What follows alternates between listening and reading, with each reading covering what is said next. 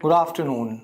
Welcome to the Analyst. Today we'll be taking up 5 newspaper articles from the Hindu and the Indian Express and discussing them. The handout for the same will be available in the description of this video for your kind perusal. Please have a look at that. The first article that we'll take up is related to rule of law. As in the Bilkis Bano judgment, a bench headed by Justice Nagaratna observed that the rule of law is quintessential for the personal liberty or any other fundamental right to exist and flourish. The second article is related to the censorship of internet and the freedom of internet, as over the past decade, the government orders to block various websites have increased by 100 times. The third article is related to the Mahatma Gandhi National Rural Employment Guarantee Scheme, as the government is expected to increase the budgetary outlay for the scheme by 50% as compared to the fiscal year 23-24. The fourth article is related to the K-shaped recovery of the Indian economy, as recently an SBI report has debunked the claims for the K-shaped recovery of the Indian economy. And the final article is related to global warming, as 2023 was recorded to be the warmest year till now on record. Now, the first article is related to rule of law, as in a recent judgment in the Bilkis Bano case, a bench headed by Justice Nagaratna observed that the rule of law is very important for the enjoyment of various fundamental rights, including the right to personal liberty. In this case, the court quashed the remission which was granted to the convicts in the Bilkis Bano rape and murder case. It was given by the Gujarat government. Now we'll be looking at the concept of rule of law and its evolution in the Indian context.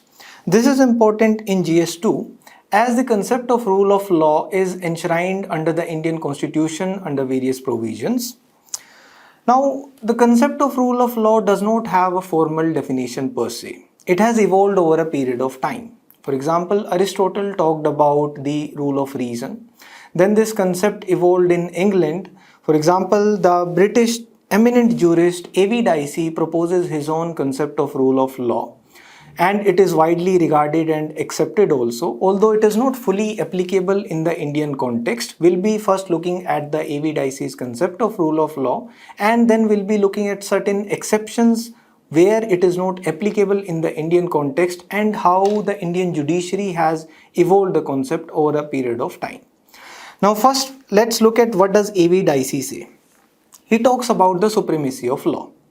He says that there should not be any arbitrary powers which should be given to the government. That whatever powers the government has, they should be exercised not arbitrarily but in a reasonable manner. And there is no place of discretion if there is rule of law, because the law remains supreme, and where discretion comes in, then it is the rule by man, not by law. Therefore, he says that even if there is a punishment which is given to any person, that punishment can be given only for the breach of law, not based upon any whims and fancies of a government, and hence the exercise of power cannot be arbitrary to ensure that there is a supremacy of the law. In the Indian context, the law is the law of the land, that is the Indian Constitution. He talks about the equality before law. It means that no person is above law. Therefore, every person will be subject to the same set of laws. Hence, he says that there cannot be any special laws. There cannot be any special courts also. That every person will be subject to the same set of laws, and he or she will be going through the same set of judicial procedures and prosecuted in the same courts. He talks about the predominance of legal spirit too. What does it mean? It means that he says that not a written constitution, rather it is the courts which are the ultimate protector of the rights of people. Therefore, he talks about the independence of judiciary, that the courts, ultimately the judicial system will be ensuring the protection of the rights of the citizens, and that will ensure the predominance of the legal spirit also. Now, when we look at the Indian context, there are various provisions in the Indian Constitution which ensure the rule of law. First, let us look at those provisions before coming on to the exceptions.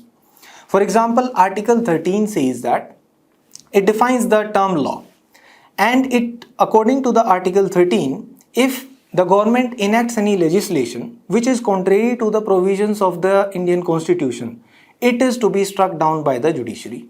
Therefore, any law which is enacted by the government, it has to be tested on the touchstone of the Indian Constitution, on the touchstone of the law of the land, which ultimately ensures the rule of law, the supremacy of law.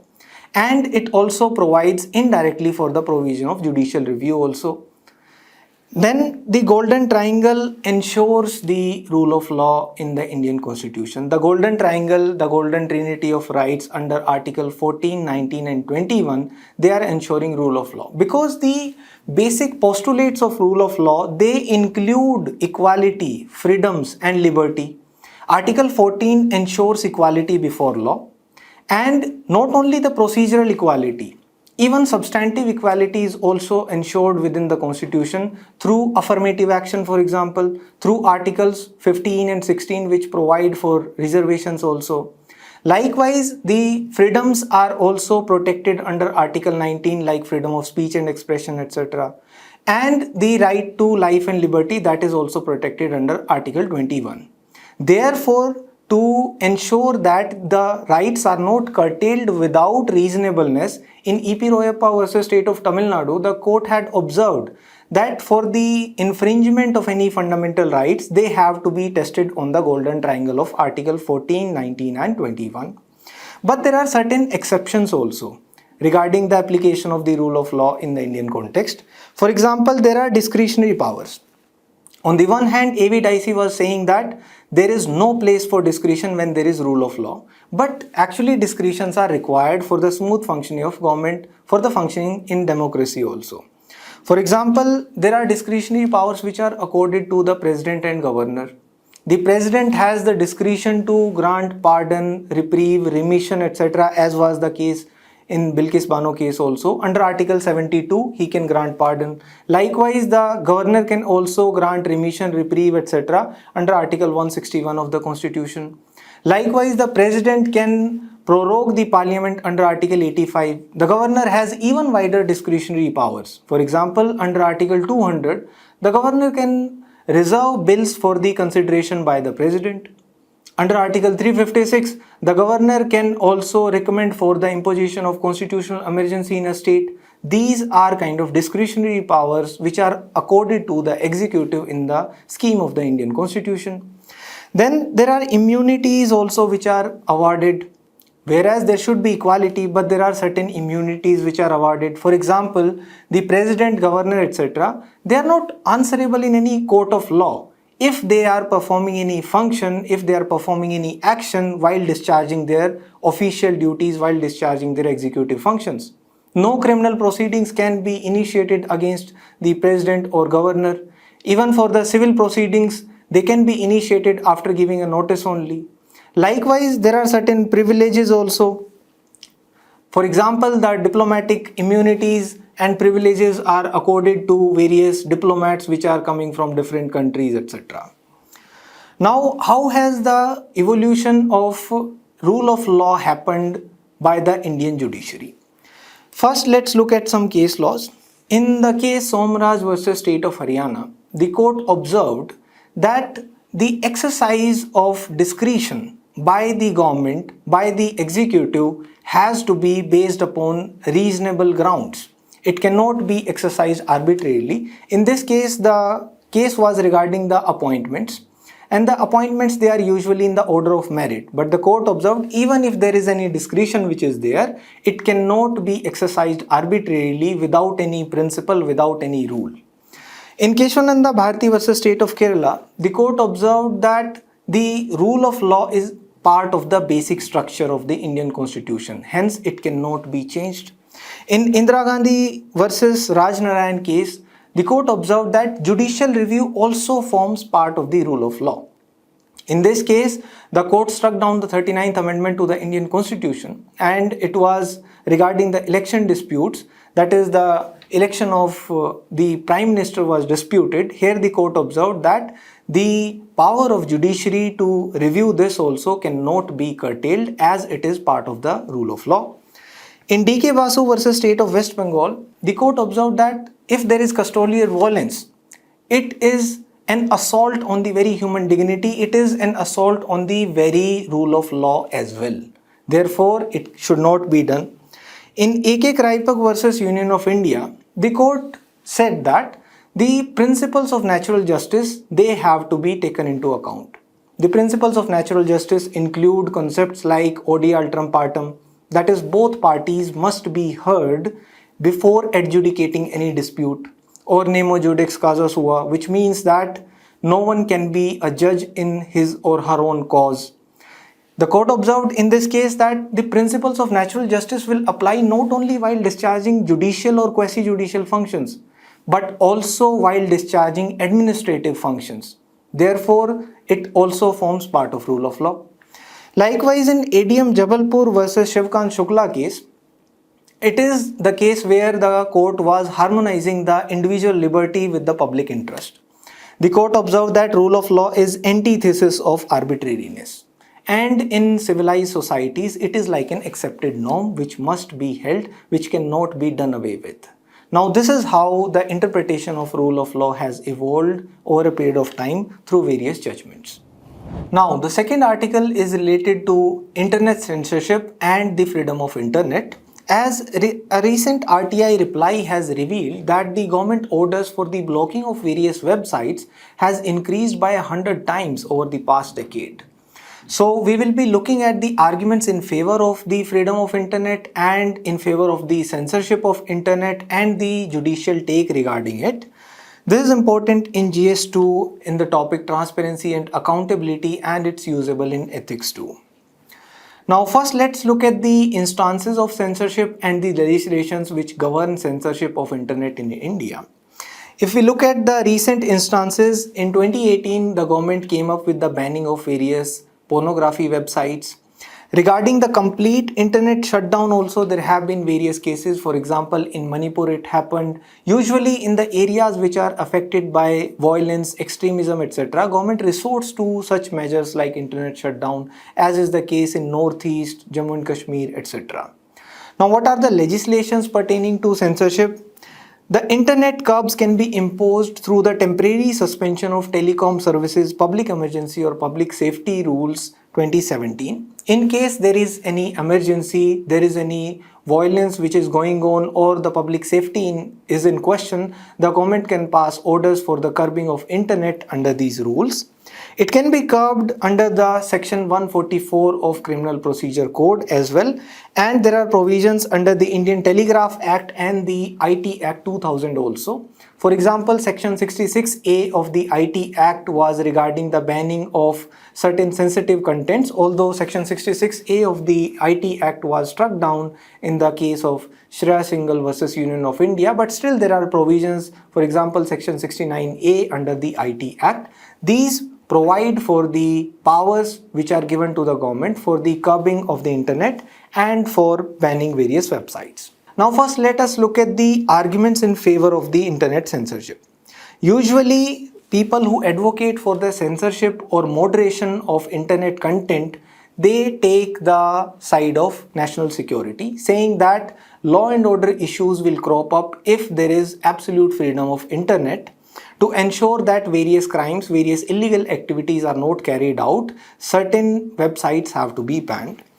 It will lead to various child victims. For example, it will promote sex trafficking, prostitution, etc. In case internet websites, the websites which are hosting child porn, etc., they are not banned. It may lead to identity theft. For example, even social media also is used for social engineering, identity theft, phishing, etc. And to control the spread of fake news, to control the spread of propaganda, etc., internet censorship is required. For example, as is done in some countries, to control the keyboard warriors and to control various issues like hate speech. For example, speeches which outrage religious feelings, which may incite violence, they have to be curbed, and such content has to be censored on the internet. And not only in that regard, it is required for the protection of various rights also. For example, there are a lot of sites which are hosting pirated content, and if they are freely allowed, it will lead to infringement of intellectual property rights. Ultimately, it will lead to lesser innovations and lesser incentives for the content creators, etc., and even monetary loss for them. And there are other illegal activities, for example, drugs, smuggling, etc., which have to be censored, although usually they go to the dark web once they are censored. Now, what are the arguments against censorship of internet? It will be curbing the freedom of speech and expression. Internet is also a medium of expression. It was observed by the court also in Anuradha Basin versus Union of India case, and it is enshrined as a fundamental right under Article 19 subclause 1 subclause A also, and a censorship of internet will curb this right. And it will promote secrecy.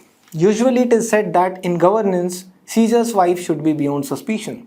And an open governance promotes transparency, accountability, and lowers corruption. But if there are curbs on free flow of information, it might lead to more opacity, more secrecy.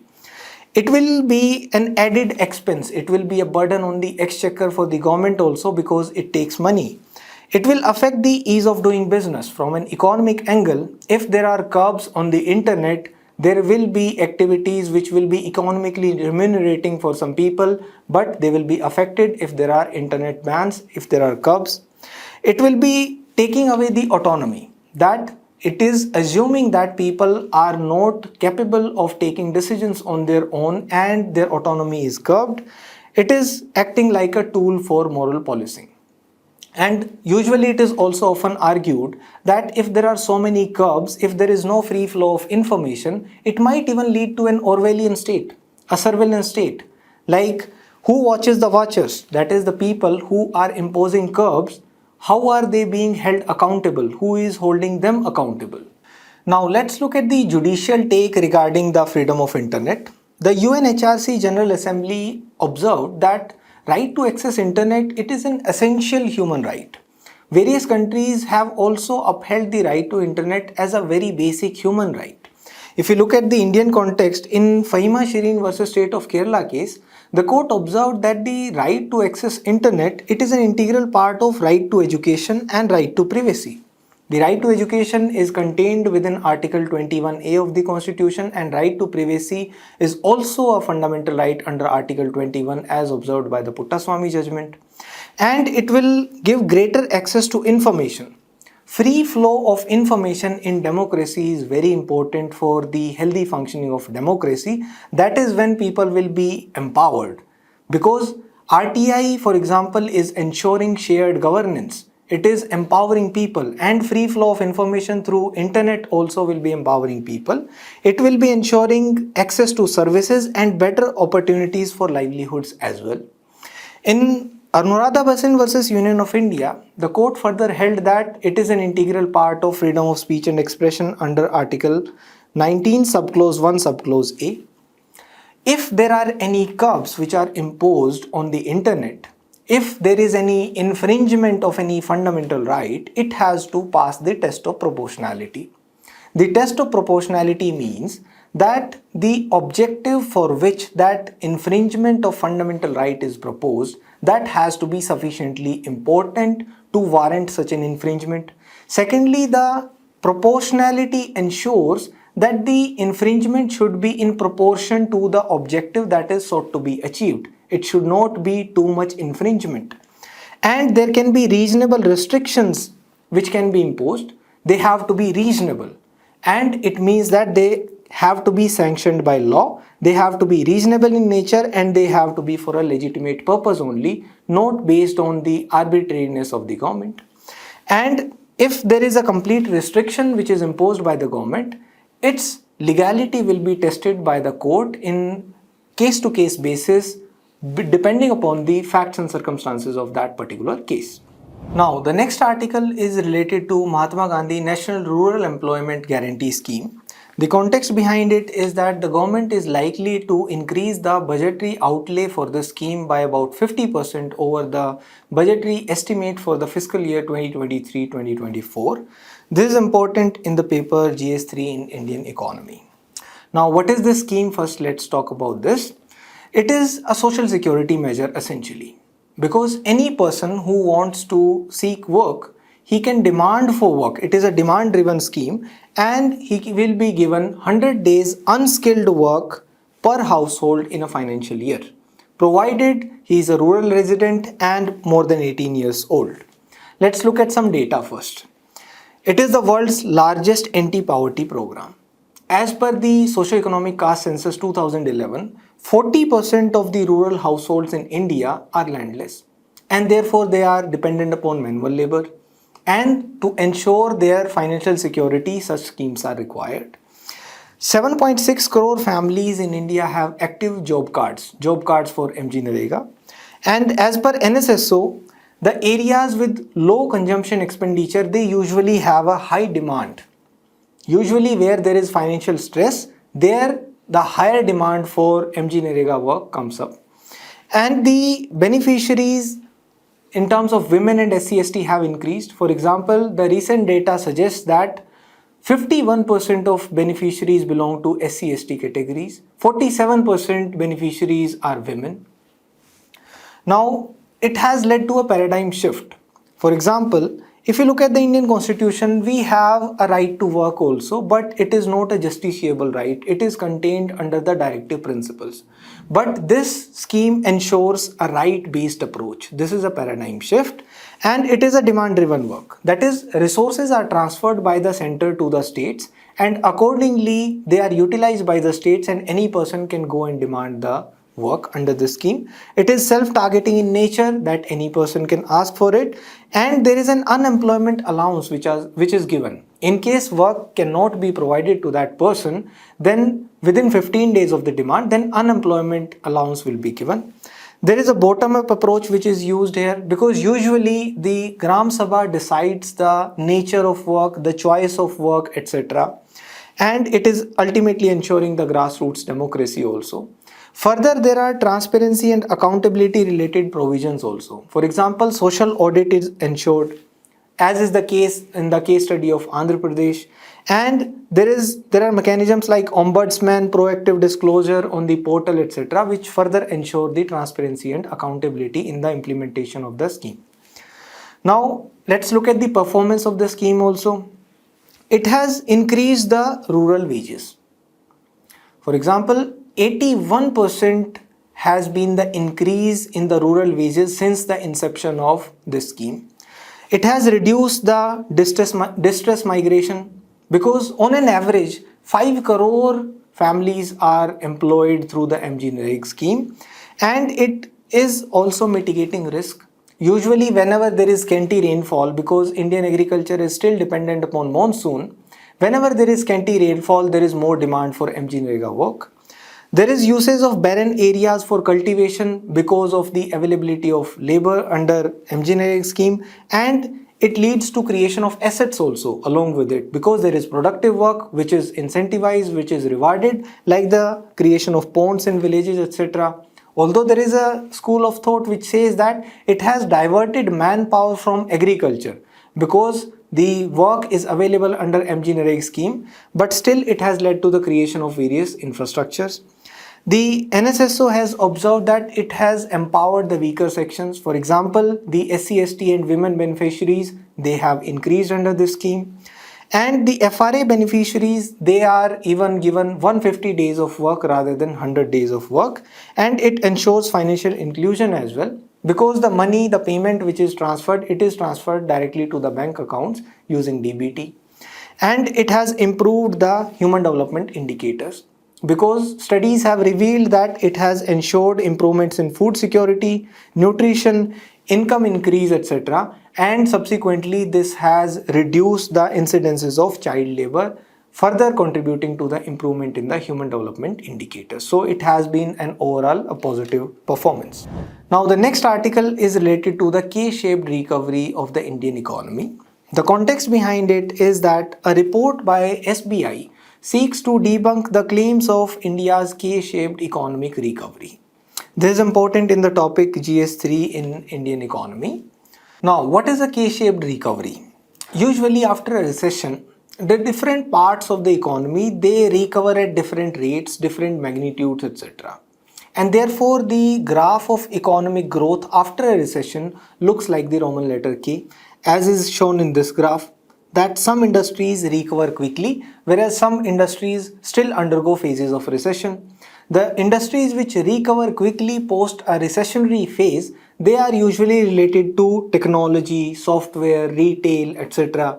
Whereas the industries which still need assistance, which leads to this K shape in the economic recovery graph, they are usually related to travel, entertainment, hospitality, food services, etc. Now what happens because of this K-shaped recoveries? It leads to very broad structural changes in the economy because the economic relations themselves are changed after such a recession, after such a recovery. For example, the earlier industries, they face competition from the industries which take their place. For example, the brick and mortar shops facing competition from the e-commerce like Zomato, Swiggy, etc., taking the place of the brick and mortar restaurants, etc. Now, what is the cause of such a K-shaped recovery? Usually it is due to creative destruction. What does it mean? It means that newer technologies, newer industries, they come into picture, and the older technologies, older industries, they become obsolete, and therefore their declining phase continues, whereas the newer groundbreaking technologies, they grow quickly. And it is a result of public policy also sometimes, because usually after a recession, to come out of recession, fiscal stimulus is given. Now that varies from sector to sector, from industry to industry, and therefore it leads to benefiting of some segments, whereas some other segments are left out. It leads to more inequality in incomes. And there is a differential impact of the initial recession also sometimes, because the initial recession, that hits various industries differently. Some industries are hit hard and some industries just survive. Now, when we look at the context of India, the UNDP report recently highlighted the income inequality in India and the K-shaped recovery. The income distribution has become more skewed in India recently. The UNDP report observed that top 10% people in India, they get 57% of the national income, and the top 1%, they get 22% of the national income. Therefore, this income distribution is very skewed. And in terms of wealth also, the wealth distribution is also very skewed. There are gaps. For example, the top 10% wealthiest people in India, they control 65% of the wealth. Now, the recent SBI report has highlighted that this picture may not be entirely true. The K-shaped recovery may not be there. For example, the report observed that taxpayers have moved from lower income to higher income tax bracket.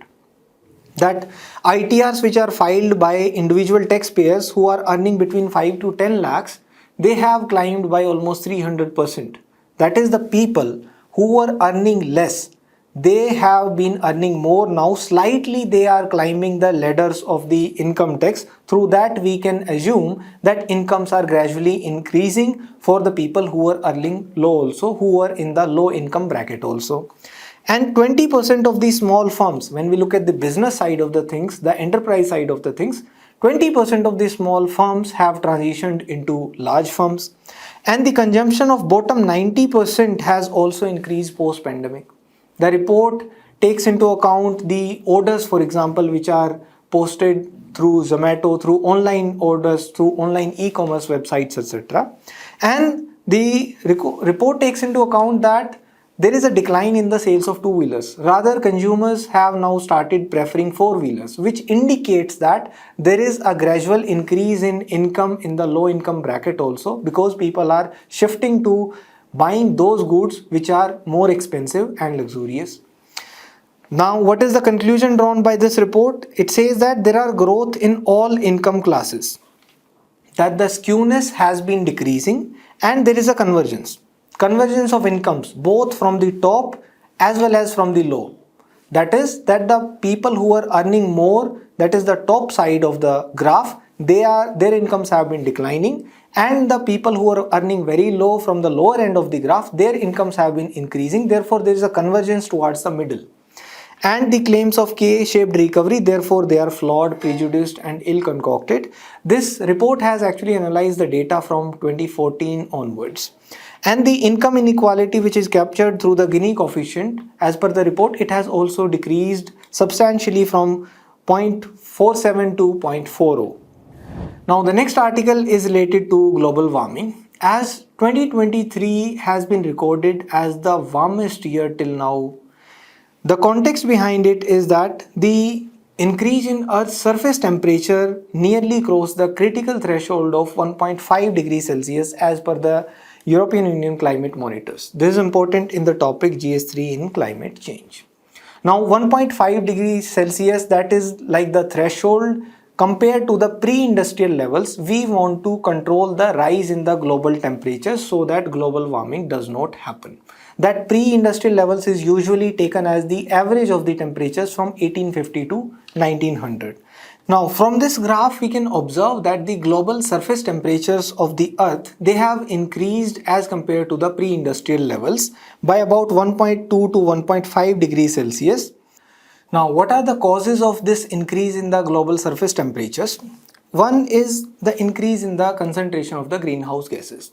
The concentration of greenhouse gases like carbon dioxide, methane, water vapor, etc. it has been increasing. Like in 2023, the concentration of CO2 in the atmosphere increased by 2.4 parts per million as compared to 2022. And what happens is, usually this concentration of greenhouse gases leads to more warming of earth because the GHGs, they trap the sun's heat and they do not let it escape from the earth's system, and it leads to further warming. And usually it is contributed by the anthropogenic activities, for example the burning of fossil fuels, for example the industrialization by using polluting fuels, etc., which increases greenhouse gases emissions. El Nino is another factor regarding this which contributes to this. That is, when the sea surface temperatures in the equatorial Pacific Ocean, they increase, it leads to disproportionate increases in the surface temperatures in certain areas of the world, which contributes further to the global warming.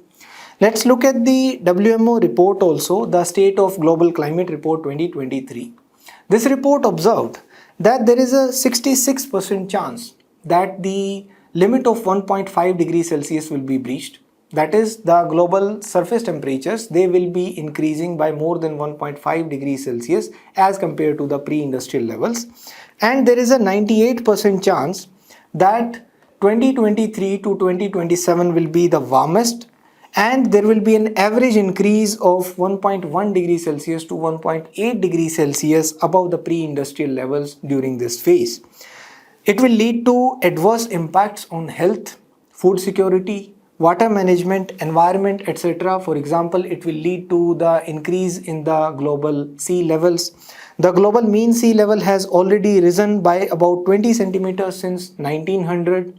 And as per the prediction by this report, by 2100, if there is a low emission scenario, that is, we are able to control the emissions and we are able to adhere to our nationally determined contributions and achieve the targets which are set by the countries themselves voluntarily, then also there will be a sea level rise by 28 centimeter to 55 centimeters by 2100, and it will increase by 63 centimeters to 1 meter in case there is a high emission scenario.